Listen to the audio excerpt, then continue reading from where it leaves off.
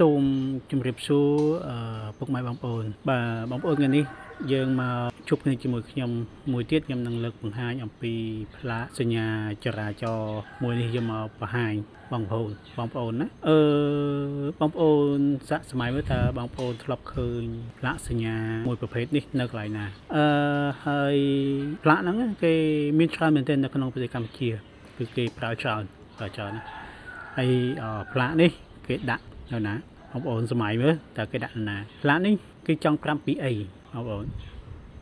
ផ្លាកហ្នឹងបងប្អូនត្រូវដឹងថាគេចង់ប្រាប់ពីអីអញ្ចឹងផ្លាកនេះគេប្រើដើម្បីឲ្យបងប្អូនដែលជាអ្នកបើកបរហ្នឹងមានការប្រុងប្រយ័ត្នឲ្យបានខ្ពស់ព្រោះនៅខាងមុខយើងអាចមានកុមារឆ្លងកាត់គេចង់មានន័យថាម៉េចអាចមានកុមារឆ្លងកាត់អីក៏មានកុមារឆ្លងកាត់នៅហ្នឹងមូលហេតុអីណាអញ្ចឹងផ្លាកនេះគេភាគច្រើនមានន័យថាភាគច្រើននៅក្នុងប្រទេសកម្ពុជាគេដាក់នៅកន្លែងតំបន់សាលារៀនបាទអញ្ចឹងបងប្អូននៅក្នុងតំបន់សាលារៀនបងប្អូនត្រូវតែមានការប្រុងប្រយ័ត្នឲ្យបានខ្ពស់នៅទីនោះ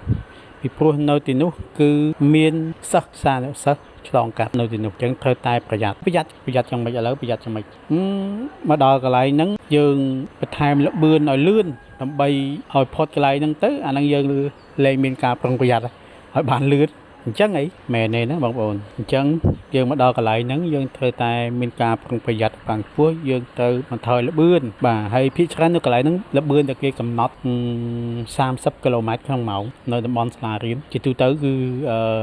ប៉ុណ្ណឹងបាទតំបន់សាលារៀនគឺ30គីឡូម៉ែត្រក្នុងម៉ោងលបឿនតែគេកំណត់ណាអញ្ចឹងបងប្អូនត្រូវចាំ